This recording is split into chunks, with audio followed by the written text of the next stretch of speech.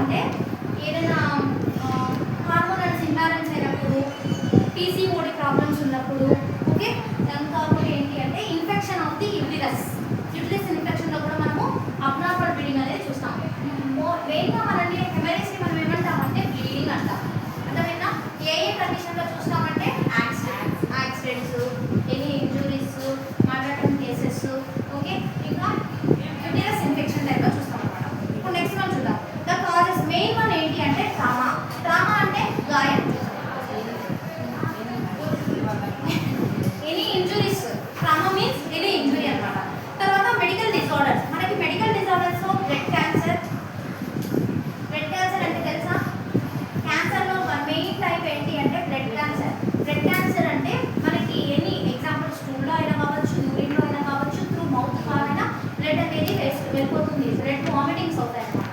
దీన్ని blood cancer అంటారు. ఇంకా మనం ఏ సిచ్యువేషన్లో చూస్తామంటే లివర్ డిస్ఫంక్షన్. ఓకేనా? ఎల్ఎఫ్టి ప్రాబ్లమ్స్ ఉన్నప్పుడు, డిస్ఫంక్షన్ అయిపోయినప్పుడు చూస్తాం. ఎందుకంటే మనకి ఇక్కడ లివర్ అనేది ప్రాపర్గా అబ్సార్ప్షన్ చేసుకోకపోతే అది ఏమవుతుంది అంటే బ్లడ్లో నుంచి మనకి వేరియేషన్స్ అనేవి జరుగుతాయి. ఇంకా కొన్ని కండిషన్స్ ఉంటాయి. ఏంటి అంటే విటమిన్ కే డెఫిషియన్సీస్ ఉంటే కూడా బ్లడ్ డిజార్డర్స్ జరుగుతాయి. మీకు ఆల్రెడీ ఎపిస్టాక్సిస్ అని చెప్పినాను. ఎపిస్టాక్సిస్ అంటే bleeding from nose. Vitamin K deficiency వల్ల మనకు వచ్చేది బ్లడ్ డిజార్డర్. ఓకేనా? బ్లీడింగ్ నోస్ నుంచి బ్లీడింగ్ ఎక్కువగా ఉంటే దానికి రీజన్ ఏంటి? Vitamin K deficiency. అది కూడా బ్లీడింగే కాబట్టి మనము ఎపిస్టాక్సిస్ కింద తీసుకున్నాం. నెక్స్ట్ వన్ వచ్చేసి ద వాస్కులర్ ప్రాబ్లమ్స్. వాస్కులర్ అంటే ఏంటి అంటే rupture of aneurysm, veins. Vascular అంటే వీన్స్. ఓకేనా? వీన్స్ ఎప్పుడైనా మనకి రప్చర్ అయిపోయినప్పుడు ఏమవుతాయి? బ్లీడ్ అనేది జరుగుతుంది. ఎందుకంటే బ్లడ్ వెసల్స్లో నుంచి బ్లడ్ అనేది క్యారీ అవుతూ ఉంటుంది. ఓకే.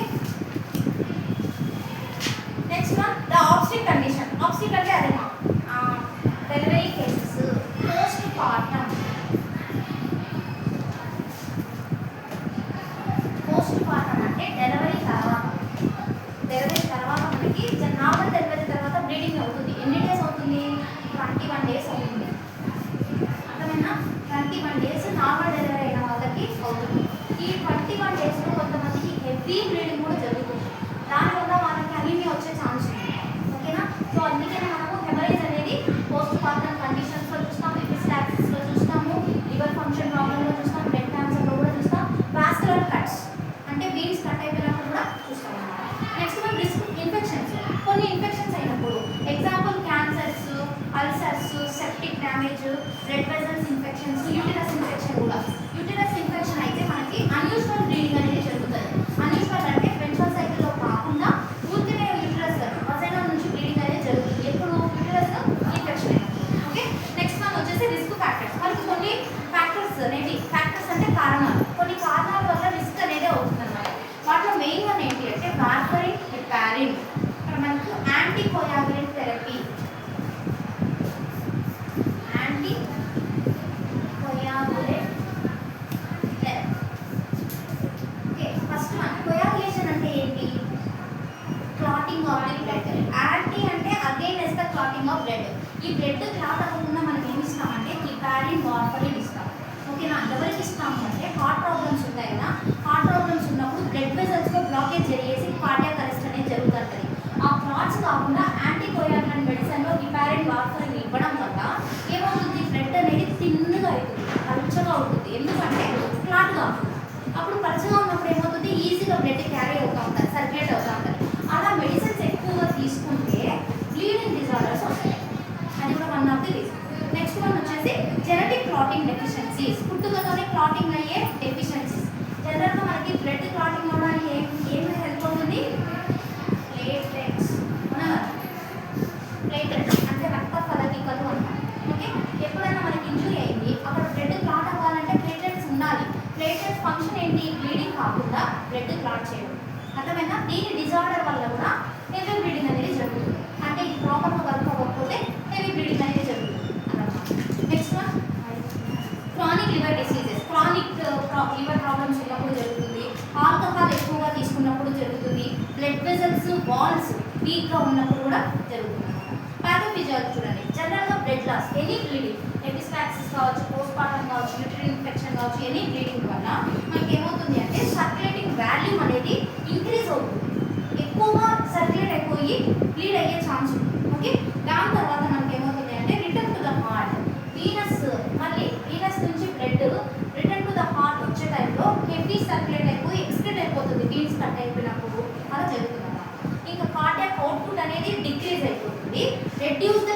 పర్ఫ్యూషన్. పర్ఫ్యూషన్ అంటే ఏంటి? టిష్యూ ఏం చేస్తుంది అంటే బ్లడ్ని ఒక చోటు నుంచి ఇంకో చోటికి ట్రాన్స్ఫర్ అని హెల్ప్ అవుతుంది. ఆర్బీసీ ట్రాన్స్ఫర్ అవ్వాలంటే టిష్యూ హెల్త్ కూడా నార్మల్గా ఉండాలి, ఇలా హెల్ప్ అవుతుంది. ఎప్పుడైతే మనకి ఈ టిష్యూ అనేది పర్ఫ్యూషన్ తగ్గిపోతుందో హైపాక్సియా వస్తుంది. ఆక్సియా అంటే ఆక్సిజన్, హైపో అంటే తక్కువ. మన బ్లడ్ ఏం చేస్తుంది? ఆక్సిజన్ కూడా క్యారీ చేస్తుంది. మన బ్లడ్లో ఆక్సిజన్ లెవెల్స్ తగ్గిపోవడం వల్ల మనకి సఫకేషన్ అవుతుంది. ఎప్పుడైతే బ్లీడింగ్ హెవీగా ఉంటుందో గుర్తుపెట్టుకోండి, మన బ్లడ్లో ఉన్న ఆక్సిజన్ లెవెల్స్ తగ్గిపోతాయి. అప్పుడు మనకి ఏం చేయాలంటే ఆక్సిజన్ కనెక్ట్ చేయాలి, ఊపి రావడం అనమాట. ఓకే, నెక్స్ట్ వన్ వచ్చేసి అనెరోబిక్ హైపాక్సియా తర్వాత అనెరోబిక్ మెటబాలిజం. అనెరోబిక్ అంటే ఏంటి? Absence of air. ఎయిరోబిక్ అంటే విత్ ఆక్సిజన్తో మెటబాలిజం అవ్వడం. అనెరోబిక్ అంటే ఆక్సిజన్ తగ్గిపోవడం వల్ల ఆక్సిజన్ లేదు కానీ మెటబాలిజం జరుగుతుంది, దాన్ని ఎయిరోబిక్ మెటబాలిజం అంటారు. నెక్స్ట్ వన్ వచ్చేసి లాక్టిక్ యాసిడోసిస్. యాసిడోసిస్ అంటే ఏంటి? Decreased pH value in blood. అన్ననే కదా చెప్పాను, acidosis, alkalosis. pH value blood decrease అయిపోతే అసిడోసిస్ అంటాం, ఇంక్రీజ్ అయితే ఆల్కలోసిస్. ఇక్కడ మనకి డిక్రీజ్ అవుతుంది ఎందుకంటే బ్లడ్ ఆక్సిజన్ లెవెల్స్ తక్కువ అయిపోయినాయి కదా. అసిడోసిస్, ఆల్కలోసిస్ లో ఉండేది కూడా CO2, O2. Okay, next point, last one, in not corrected multi organ failure death.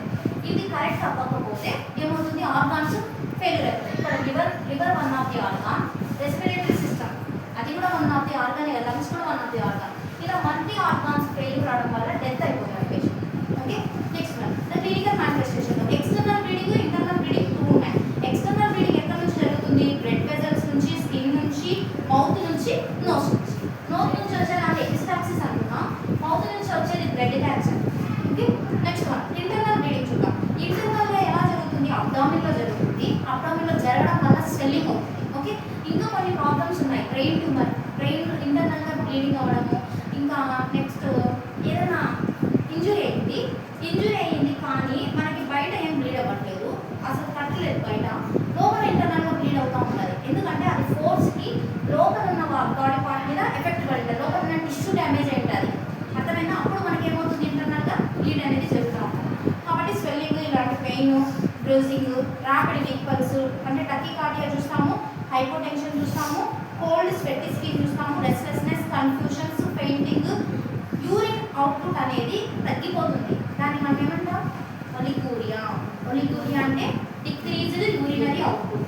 Diagnosis చూద్దాం. దీన్ని ఎలా మనం డయాగ్నోసిస్ చేస్తాం? ఫిజికల్ అసెస్మెంట్ చేస్తాము, వైటల్ సైన్స్ చెక్ చేస్తాము. ల్యాబ్లో అయితే మనం హిమోగ్లోబిన్ చెక్ చేయాలి, హెమటోక్రిట్ చెక్ చేయాలి. హెమటోక్రిట్ అంటే హెమోగ్లోబిన్ అంటే ఆర్బీసీ లెవెల్స్ ఉంటాయి కదా, దాన్ని మనము హెమటోక్రిట్ టెస్ట్ ద్వారా కనుక్కుంటాం ఎంత పర్సెంటేజ్ ఆఫ్ ఆర్బీసీ ఉంది అని. తర్వాత నెక్స్ట్ వన్, కోయాగులేషన్ ప్రొఫైల్ చేస్తాం, అంటే పీటీ ప్రొఫైల్ అంటాం. PT platelet summaries. ఓకే, ఇది కోయాగులేషన్ ప్రొఫైల్ అంటాం. వీటితో పాటు సిటీ చెక్ చేస్తాం, ఎక్స్రే, లోకలైటిస్ హెమరేజ్ ఎక్కడ జరుగుతుందో ఆ పార్ట్ని మనము స్కాన్ చేస్తాం. ఓకే, ఎండోస్కోపీ చేస్తాం. ఎందుకంటే గ్యాస్ట్రో ఇంటెస్టైనల్ బ్లీడింగ్ కూడా జరుగుతుంది. ఎలా జరుగుతుందంటే అల్సర్స్ ఫామ్ అవుతాయి ఇంటెస్టైన్. అల్సర్స్ అంటే పుండ్లు అనమాట, ఇక్కడ ఇంటెస్టైన్స్లో వచ్చింటాయి. ఈ అల్సర్స్ ఏం చేస్తాయి అంటే కొన్నిసార్లు స్పైసీ ఎక్కువ తిన్నప్పుడు ఈ అల్సర్స్ బ్లీడ్ అవుతాయి. బ్లీడ్ అవ్వడం వల్ల గ్యాస్ట్రో ఇంటెస్టైనల్ బ్లీడింగ్ అనేది వస్తుంది. Next one, emergency medical management. First మనం ఏం చేయాలి? డైరెక్ట్ ప్రెజర్ అప్లై చేయాలి. ఎక్కడైతే ఇంజూర్ బ్లీడ్ అవుతుందో అక్కడ డైరెక్ట్ ప్రెజర్. ఎగ్జాంపుల్ మనకి ఎక్కడైనా హ్యాండ్, ఎనీ లెగ్ ఇంజూరీ అయింది, బ్లీడ్ అవుతుంది, అక్కడ ప్రెజర్ చేస్తే ఏమవుతుంది? వెంటనే క్లాట్ అవుతుంది. ఒకవేళ మనకు పీటీటీ లెవెల్స్ అబ్నార్మల్ ఉంటే అప్పుడు క్లాటింగ్ డిజార్డర్స్, విటమిన్ డి తక్కువైనా క్లాటింగ్ అవుతుంది. లేకుంటే మామూలుగా ప్రెజర్ పెట్టానేమో అది క్లాట్ అయిపోవాలి. Okay, next one, administer oxygen therapy. Oxygen ఖచ్చితంగా ఇవ్వాలి, ఐవి ఫ్లూయిడ్స్ ఇవ్వాలి, బ్లడ్ ట్రాన్స్ఫ్యూషన్. ఎందుకంటే అనీమియా, ఫుల్ బ్లడ్ లాస్ జరిగిపోవడం వల్ల మనలో హిమోగ్లోబిన్ వాల్యూస్ తగ్గిపోతాయి. ఇమీడియట్గా బ్లడ్ ట్రాన్స్ఫ్యూషన్ చేయించాలి. ఇంకా ట్రనాక్సిమిక్ యాసిడ్, ఇది bleeding control, very very important. Tranexamic acid it is a bleeding control tablet. ఇప్పుడు ఎవరికైనా హెవీ బ్లీడింగ్ అవుతుంది అంటే లైక్ మెంటల్ సైకిల్ కావచ్చు, ఎక్కడైనా బ్లీడ్ అవుతుంది అంటే కంట్రోల్ అవ్వకుండా వెంటనే మనం తీసుకోవాల్సిన మెడిసిన్ ఏంటి? ట్రనాక్సిమిక్ యాసిడ్. ఇది కంట్రోల్ ద ఫైబ్రినోలైసిస్. అంటే ఫైబ్రిన్ ఏం చేస్తుంది? ఫైబ్రినోలైసిస్ అంటే ఫైబ్రాయిడ్, మనకి ఫైబ్రిన్ ఏం చేస్తుంది? బ్లడ్ క్లాటింగ్లో యూజ్ అయ్యే ఫ్యాక్టర్స్ కదా, మీకు ఆల్రెడీ చెప్పినాను. ఫైబ్రిన్, ప్రోథ్రాంబిన్ గుర్తున్నాయా? ఇవి బ్లడ్ క్లాటింగ్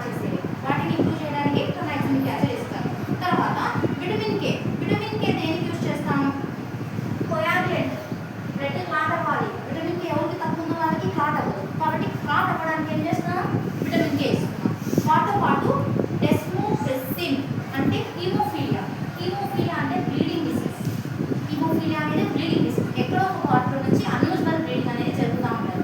అది కంట్రోల్ కావడానికి మనం ఇచ్చే మెడికేషన్ ఏంటి అంటే డెస్మోప్రెసిన్. డెస్మోప్రెసిన్ అనేది బ్లీడింగ్ డిజార్డర్ కేసెస్. ఓకే, మెయిన్గా ట్రనాక్సిమిక్ యాసిడ్ ఏం చేస్తుంది, ఈ ఫైబ్రినోడిని కంట్రోల్ చేసి, ఫైబ్రిన్ని స్టిమ్యులేట్ చేసి బ్లీడింగ్ కంట్రోల్ అయ్యేలా చేస్తుంది.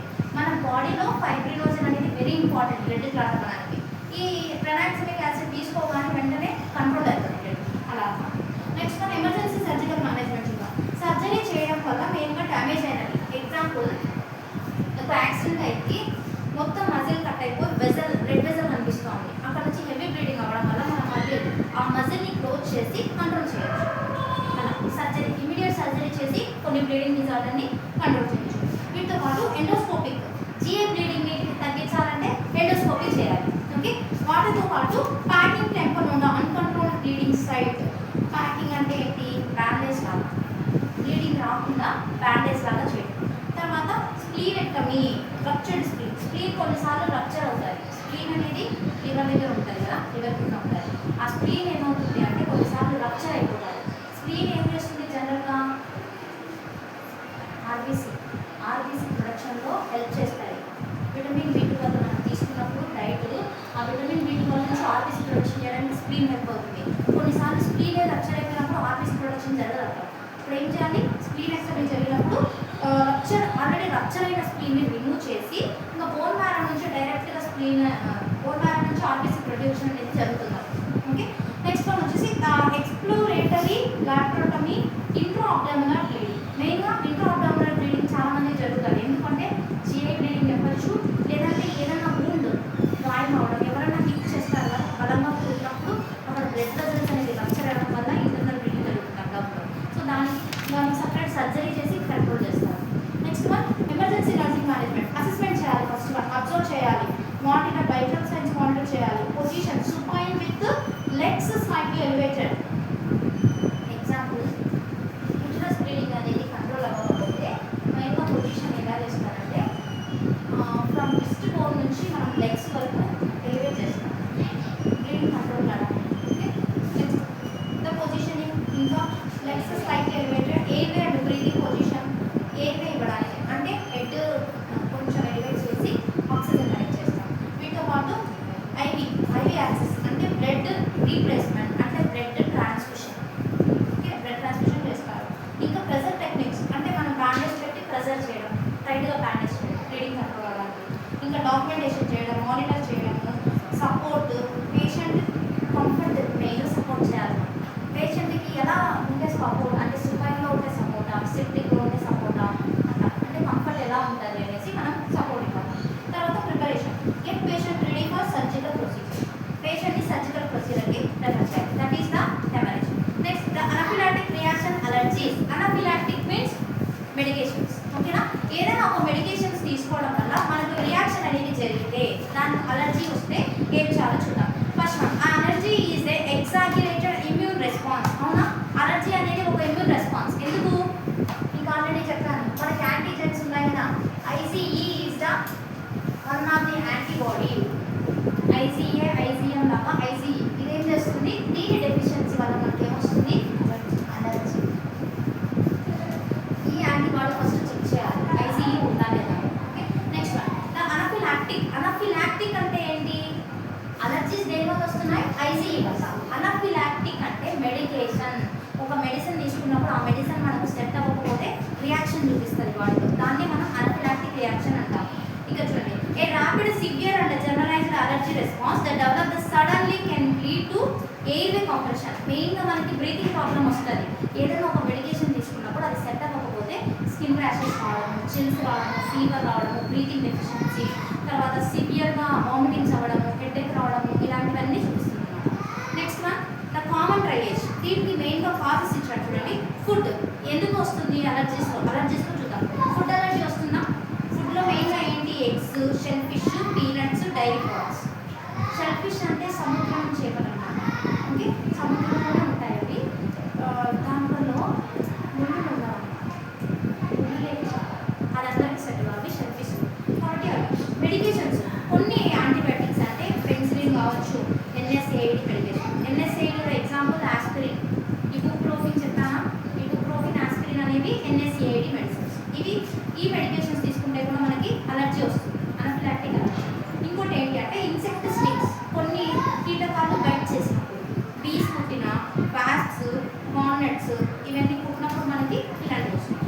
వీటితో పాటు ఎన్విరాన్మెంటల్ ఫ్యాక్టర్స్ అంటే అనిమల్ హెయిర్ కానీ, డస్ట్ కానీ, మైట్స్ అంటే క్రాక్స్ పెద్ద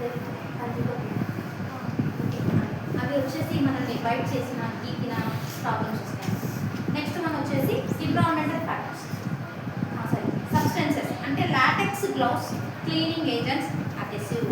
కొంతమందికి మాస్క్ ఉంటుంది కదా, హాస్పిటల్లో వేసుకునే మాస్క్, అది వేసుకుంటే స్కిన్ ర్యాషెస్ వచ్చేస్తాయి, పింపుల్స్ రావడం, స్కిన్ ర్యాష్ రావడం అలా ఉంటుంది. అట్లా కొన్ని రకాలు, కొంతమందికి గ్లౌస్ వేసుకుంటే వస్తుంది, అలాంటివి యూజ్ చేసినా వస్తుంది. తర్వాత అదర్స్ రేడియోలాజికల్ అంటే ఏంటి, ఏదైనా ఎక్స్రే డిపార్ట్మెంట్లో కానీ ఏదైనా ఒక కెమికల్, ఎగ్జాంపుల్ స్పిరిట్ వేసుకుంటారే కొంతమందికి మంటలు, బొబ్బలు రావడం ఇలా, అట్లా కొంతమందికి కొన్ని అలర్జీస్ ఉంటాయి.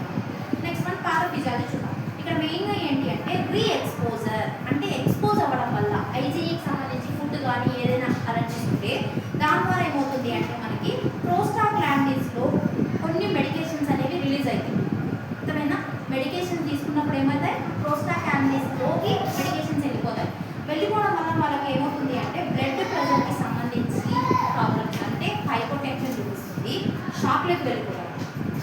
నెక్స్ట్ వన్ ద బ్రాంకోస్పాజమ్ అనేది చూపించడం వల్ల బ్రీతింగ్ ప్రాబ్లమ్స్ వస్తాయి.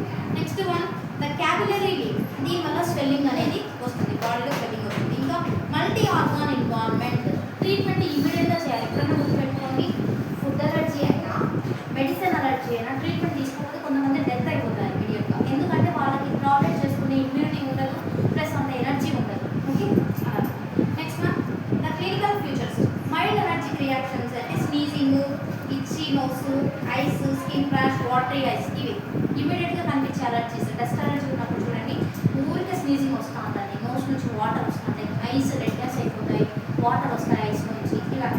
తర్వాత మోడరేట్ రియాక్షన్స్, మోడరేట్లో అయితే మనకి అర్టికేరియా అంటే ర్యాష్, మెడికల్ వర్డ్లో మనము అర్టికేరియా అంటాం. ఓకే, ఇంకా నెక్స్ట్ స్వెల్లింగ్ రావడము, కాఫ్, వీజింగ్ అంటే ఏం తీసుకునేటప్పుడు ఇక్కడ సౌండ్ వస్తుంది, వీజింగ్ సౌండ్ అంటారు. Okay, next the severe anaphylactic, సివియర్గా వస్తే ఏమవుతుంది అంటే స్ట్రైడర్, బ్రాంకోస్పోస్, గర్రని సౌండ్ వస్తుంది, అది స్ట్రైడర్. ఓకే, తర్వాత లో బ్లడ్ ప్రెషర్, వీక్ పల్స్ అనేది డౌన్ అయిపోతూ ఉంటుంది, dizziness, abdominal pain, nausea, vomiting, diarrhoea, collapse అంటే ఉన్న ప్లేస్లోనే పడిపోవడం, షాక్లోకి వెళ్ళిపోతాయి. Okay, unconsciousness. డయాగ్నోసిస్ చూద్దాం. The clinical evaluation rapid onset after contact with allergens. First మనము అలర్జీకి సంబంధించింది ఏంటో తెలుసుకోవాలి, ఫుడ్డా, డస్టా, లేకపోతే ఏదైనా ఇన్సెక్ట్స్ బైట్ చేసినాయా, ఇదే తెలుసుకోవాలి. తర్వాత అలర్జీ టెస్ట్ చేయడానికి మనము స్కిన్ ప్రిక్, ప్యాచ్ టెస్ట్ అనేది చేస్తాం. స్కిన్ ప్రిక్ అంటే మీకు ఆల్రెడీ ఒక యాంటీబయాటిక్ చెప్పాను కదా, టెస్ట్ డోస్.